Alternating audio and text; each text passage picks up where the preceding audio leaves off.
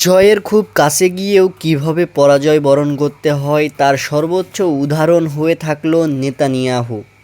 ইসরায়েলের president Benjamin Netanyahu যুদ্ধবিরতিতে যুক্তরাষ্ট্র যখন ইরানের সাথে কথোপকথন করতেছে, তখন এই দিক থেকে ইসরায়েল যুক্তরাষ্ট্রের সবচেয়ে বড় মিত্র হওয়া সত্ত্বেও তাদের সাথে কোনো কথাই বলেনি, বা বেনিয়ামিন নেতানিয়াহুর সাথে কোনো কথাই বলেনি যুক্তরাষ্ট্রের প্রেসিডেন্ট ডোনাল্ড ট্রাম্প। যুক্তরাষ্ট্রের প্রেসিডেন্ট ডোনাল্ড ট্রাম্প ইরানের সাথে যখন যুদ্ধবিরতির 2 সপ্তাহের জন্য চুক্তি গ্রহণ করে, তখন সেটা ইসরায়েলের প্রধানমন্ত্রী বেনিয়ামিন নেতানিয়াহু এই বিষয়ে কোনো কিছু জানেনই না। তাতেই বোঝা যাচ্ছে যে বেনিয়ামিন নেতানিয়াহুর সময় অলরেডি শেষের পথে।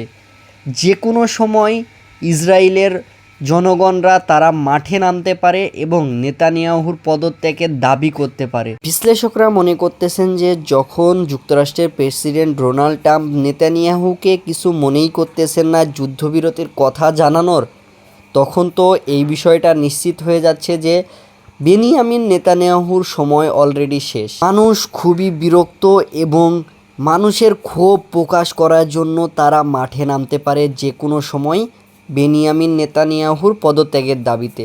এই যুদ্ধে সর্বোচ্চ মোক্ষম কাজের মধ্যে একটি, সেটা হচ্ছে বেনিয়ামিন নেতানিয়াহুর বিদায়ী ঘণ্টা বাজার অপেক্ষায় রয়েছে পুরো বিশ্বের মানুষ এবং তার সাথে ইসরায়েলবাসী।